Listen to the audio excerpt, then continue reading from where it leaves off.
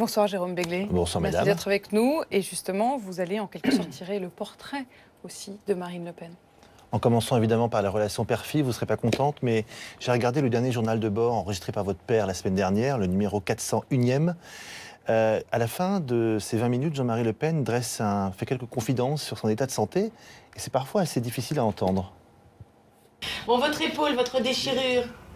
Alors ça, c'est hélas récurrent.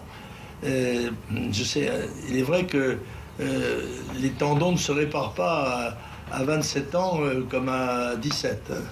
Donc, non, parce que ça fait des mois que vous, ça fait, que vous souffrez. Depuis le 26 janvier où j'ai sauté par ma fenêtre pour ne pas être brûlé vif dans l'incendie. On m'avait dit que ça serait long et douloureux.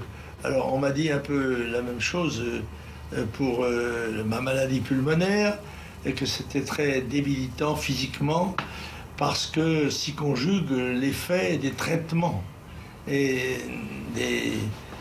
qui sont eux-mêmes très affaiblissants. C'est une série d'épreuves, n'est-ce pas, c'est mon anus horribilis. Alors, déchirure à l'épaule, problème pulmonaire, difficulté pour se mouvoir. Il n'a pas l'air en forme, votre père, ou c'est la commedia dell'arte? Mais je ne répondrai pas à cette question. Je veux dire, je trouve que ça n'a pas sa place dans une émission. C'est public. Non, mais je trouve que ça n'a pas sa place dans une émission politique.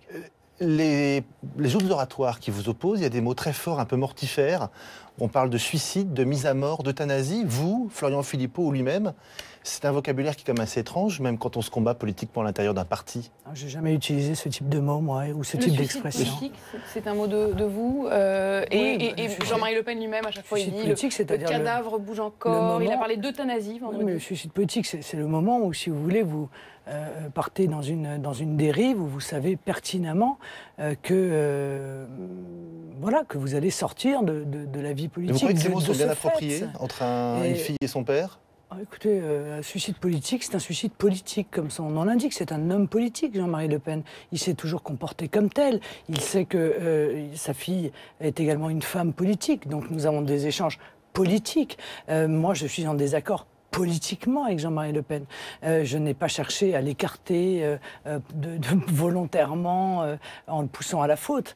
Il a choisi lui-même une posture qui a rompu en quelque sorte le lien contractuel entre le Front National. C'est quand même un vocabulaire très haineux, c'est une violence. Son fondateur. C'est une violence inouïe quand même. Oui, mais Jean-Marie. De part et d'autre. Ah bon, je trouve pas. Moi, je trouve pas que le terme de suicide politique soit une violence particulière. Je crois avoir été toujours mesuré dans mes propos, ce qui effectivement n'est pas son cas, car il multiplie, c'est incontestable, les injures, les outrances, les diffamations.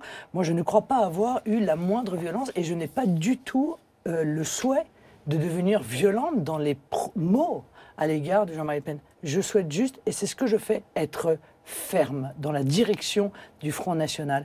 Parce qu'encore une fois, derrière la ligne politique que je représente, il y a la volonté des adhérents qui montent élus à la tête du Front National 2 fois et qui n'entendent pas que cette ligne puisse être remise en cause, y compris par le président d'honneur.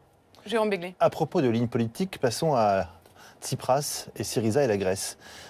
Vos positions sont constantes, mais elles ne sont pas très claires à l'égard de la Grèce. J'en prends 2 exemples, en 2011 et en 2015. Je le dis donc le plus clairement du monde. La France ne doit plus verser un seul centime aux pays de la zone euro victimes de la monnaie unique.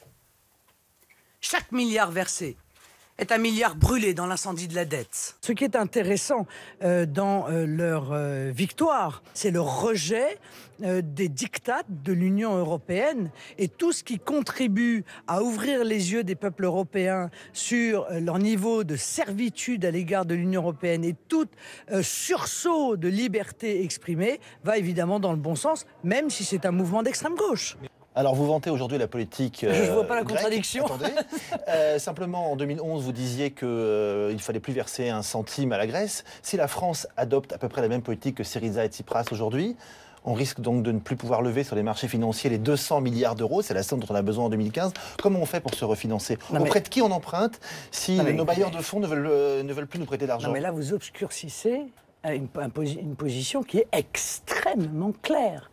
Nous entendons, nous considérons que c'est l'Union européenne qui est responsable de la dégradation spectaculaire de la situation économique et sociale de la Grèce. Nous considérons qu'il faut arrêter les plans de renflouement de l'euro ininterrompu qui nous ont déjà coûté, je crois, 60 milliards à nous autres Français. Et je pense que le seul moyen, c'est précisément face aux conséquences de l'euro sur toute une série de pays, la sortie concertée de l'euro, la négociation. Et qui va payer la dette et nous, si nous devions suivre le même... Vous avez dit la France est dans le même escalier que la Grèce. Bon. Donc, si on est dans le même escalier que la Grèce... Et là, qui va rembourser la dette? Eh ben, surtout... l'austérité.